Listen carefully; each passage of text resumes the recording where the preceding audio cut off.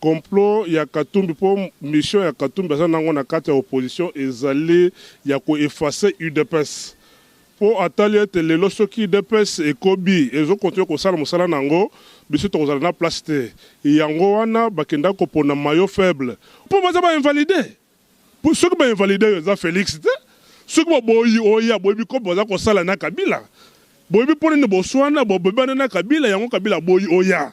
Et c'est que Félix, il y a un peu de tombon, le candidat Félix, quand il a diplômé, Bissot, adversaire total, quand il y a FCC. Dans l'opposition, tout le monde adversaire, dans Bissot. Dans Bissot, il y a des choses qui sont copiées à Katumbi. Ezali, il y a Kobouma IDPS, mission à Yaginango, il y a l'osso. Kobouma IDPS, il y a mis balai, comme leader, il y a opposition.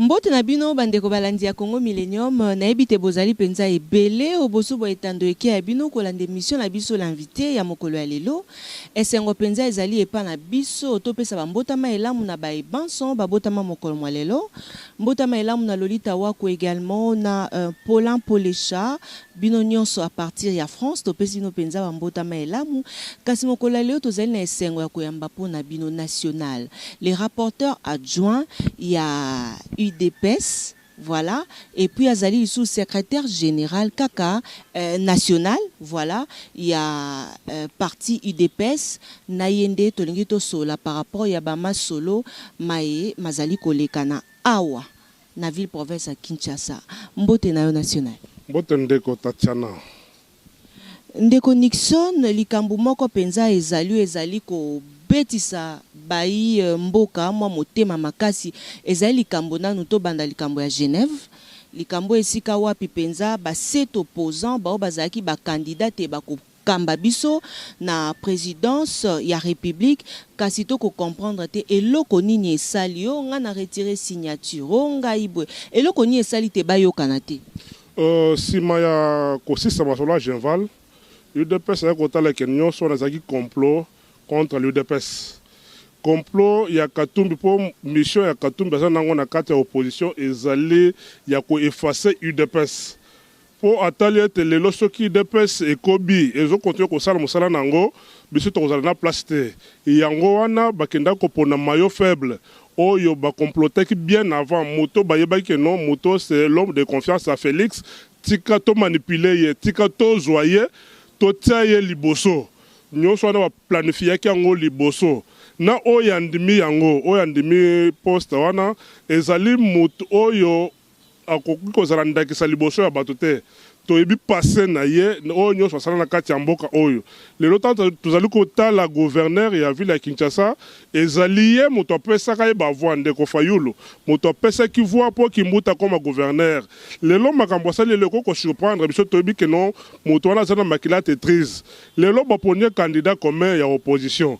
Est-ce que ba yokana ki bongo po avant kutu ba signer yango, avant ba leka na vote, ye Fayulu à na président Félix, le quoi la frère en crise, à Kossi Nanu. Semble que si le président pas pêché confiance à Kossi, on moniteur d'engue zaboye, bisos to yokani, yo ole kakaka.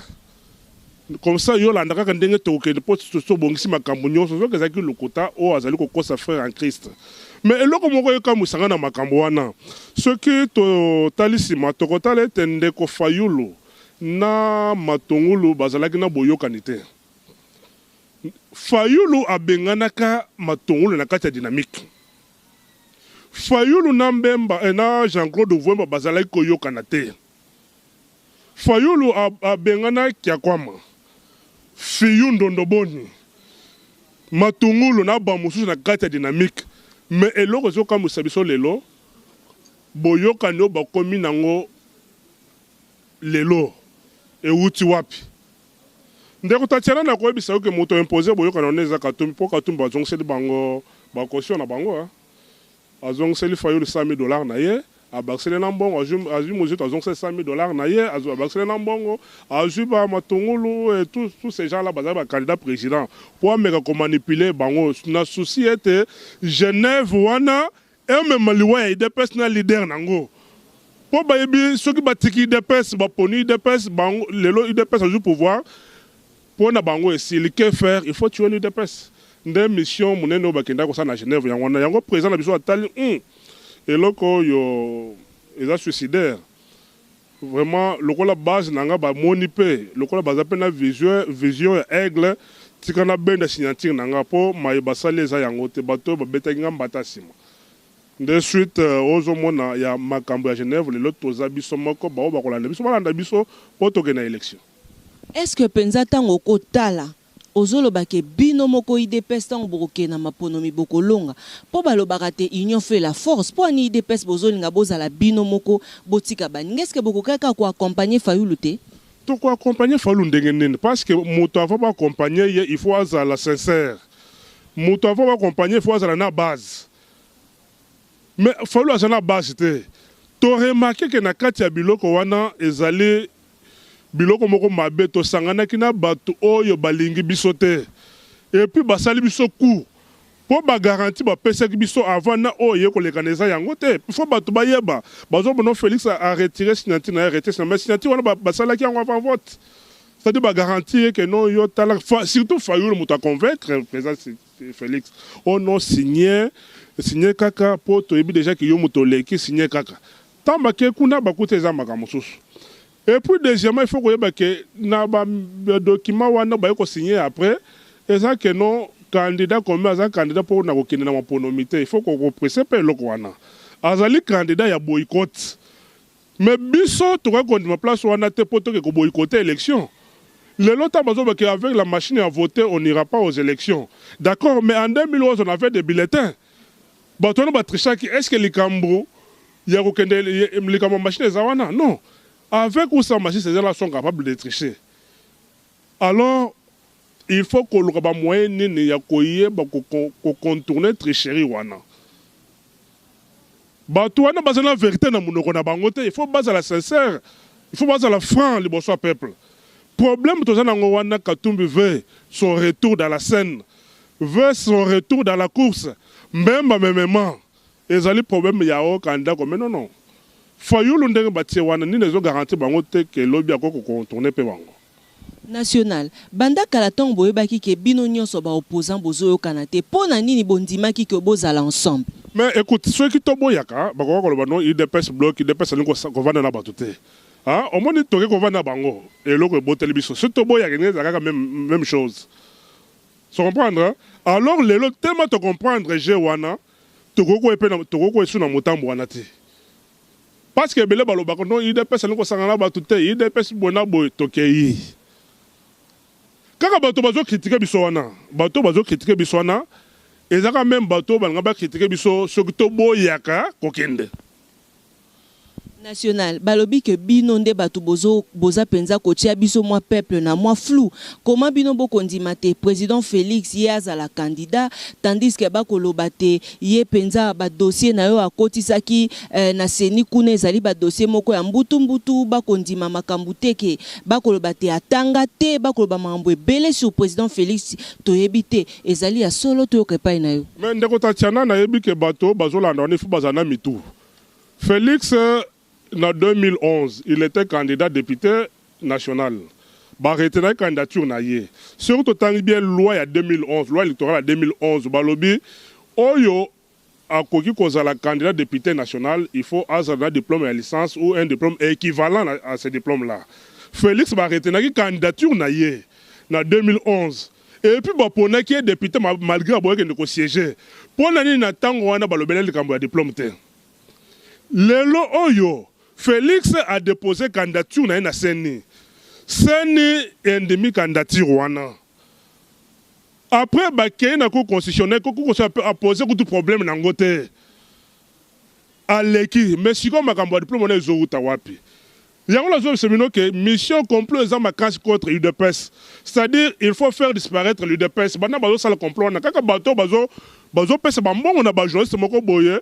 pour bazolia bati na bango ba miette bazolia ba moni que vraiment ba bongi na vie mais c'est n'importe quoi les lots CNI na cour constitutionnel fallait ba bisa biso que non Félix boye bango bazolo ba yango te mais pour baza ba invalider pour ceux qui ba invalider ça Félix ceux qui ba boyi oya boyi ko baza ko sala na Kabila boyi pour ne boswana boyi na Kabila yango Kabila boyi oya.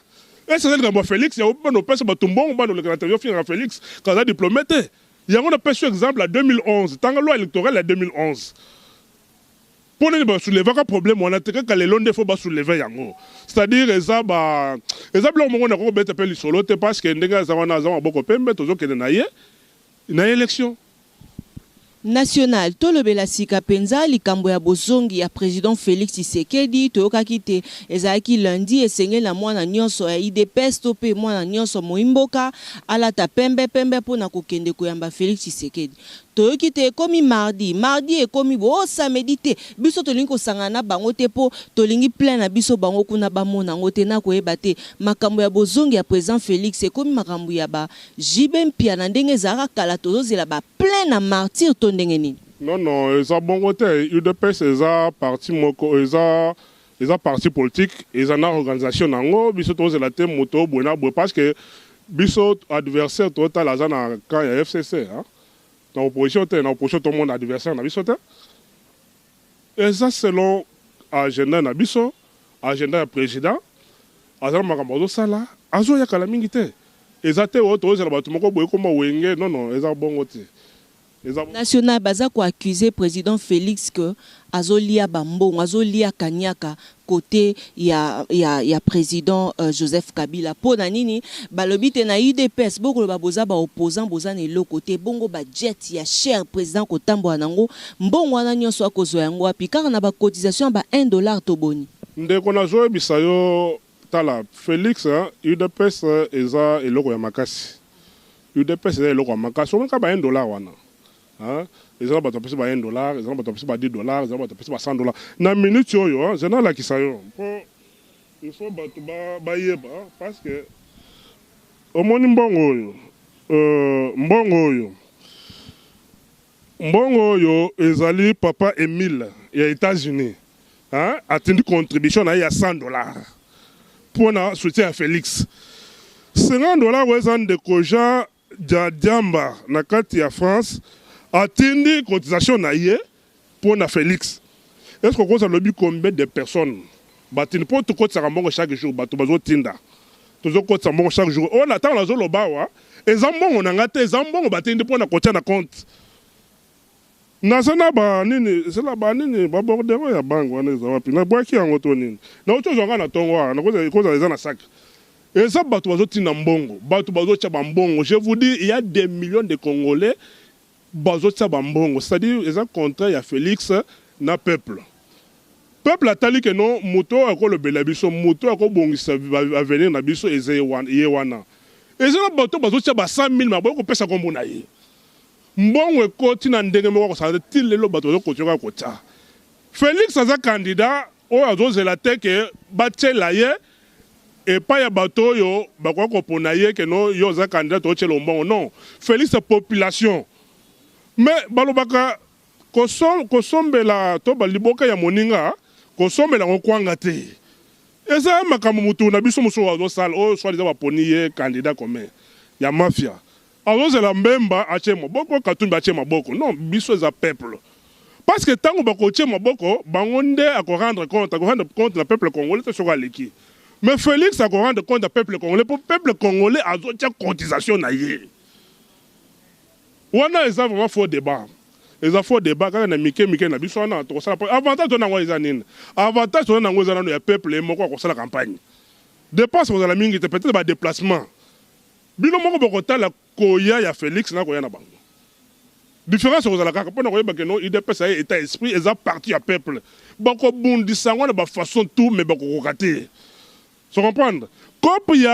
Cop na bango o bayaki nango po na bisa na sande ko mususu ke no cop ya Katumbi ezali ya kobuma IDPS mission yaki nango ya liboso kobuma IDPS ya mibale kokoma leader ya opposition Mais ndeko na biso ngana na zaboy. Ngana bandi politique avant Katumbi. Il faut pas qu'on l'a yeba tant Katumbi a commis comme gouverneur na Katanga azalagina nini. Na yelo côté. Mais les lois sont millionnaires, sont milliardaires, on a joué en wapi. Mais ces hommes, il y a pillé, il y a contribuable congolais, moi, congolais. Il y a comme ça, comme saboter la congolais, la corruption. Est-ce que c'est normal? Est-ce que les Congolais vraiment y a solo, à quoi on peut ça même crédit? Est-ce que les Congolais sont là qu'on peut ça quand on crédit? À quoi on peut se confiance? Les Congolais, est-ce que tu dois prendre un exemple, mon corps? En 2006, Bemba est vice-président. Tant au peuple, le soulèvement populaire, tant au peuple a tombé qui a le but que non, le 30 juin, tout s'arrête. Bemba le baginin. Alors, que non, Moutou Oya Kobimana Balabala Kukuta Nangaï. Est-ce que Bemba le loc a comme président pour l'intérêt du peuple? Katumbi, Azako géré que pour Kabila, ma vidéo est allée. Et le connu ne soit l'acceptation seul que Katumba Kabone ou Mana Kabila pour la société naïe à Katanga wana. Et a-t-il les fonctionnaires?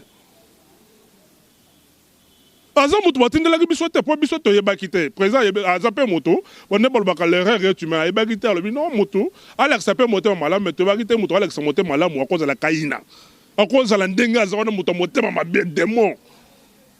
Et ma fille, je vous dis, moto masina la évidemment mon délai moko boiseau qu'il a 3 passeports. Talent le moto parvenu qu'on retirer combo. L'administration italienne, la justice, il y a des choses. Nous avons parvenu que l'on a une capacité à nous assurer. Mais pourquoi à cause de la mémoire courte? C'est-à-dire, UDPS peut se rendre au réseau en retard. Tout ce peuple congolais a la mémoire courte. Partout, le peuple congolais est allié. Il faut que à cause de la mémoire courte. C'est-à-dire, Ndenge Basali Nyos va contourner UDPS. Misi Fayo le batanga bako wana malamu. Batanga yango parce que d'accord suko na Félix a signé qui point à vote. Mais oya suko ba balobi que non, contrat va signer balobi que non, il faut falloir ça 2 ans. Sera l'élection tout d'abord à aucune élection la machine à voter wana ya liboso. Il y a il faut à ça 2 ans après organiser l'élection à bon ça retour il y a ba exilé. Il y a un garçon de ancien garçon de Kosa Kabila Moïse Katumbi. Ancien garçon de Kosa. Oui, bien sûr, bête là, na ça va ninga li solo. Kabila na Katumbi bakaboni pona nini. Oui, bien solo oyo kofia bête ya mbwa. O mbwa kendo zo langa mbwa ko zo ga obi o e komi yaye. E loko wana yaye. Vous comprenez? Les Solonais, c'est-à-dire Kabila zoti na Katumbi, kende salabo. Tant yo kuna moni ke makamongo yango yo, abaluke ni maître na ye. Abi non ezo su ya teza yangai. Tala no moto bongo. Siko kaka moto wana alingi a remplacer maître na ye oya salaku.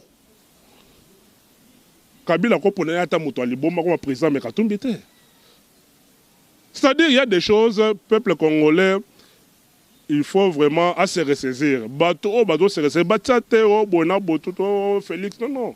Félix a moto. Attends, il peut ça l'erreur dans la vie.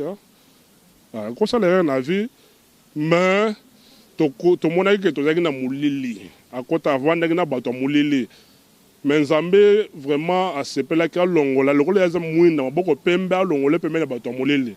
Les Camerounais sont nés banana souka na yango yemo comprendre vraiment que na bana bateau ils sont capables ya ko matanga yi pour na intérêt na bango national batu musupe atong batala ki baobi mendenge nini Fachi akendaki esika autant ya zo lobate bino avec ou sans machine à voter boke na élection kasi bato bazo lobate bango pona bango to kende na élection sans la machine à voter mais comment Fachi akenda ko signer loko pe atangi malamu te à comprendre te à signer et puis accueillir lisu na Genève esika o bazalo kwa batomi balé différentes mais ya on a tout expliquer awa na o etali candidat commun ba signer avant vote vous comprendre.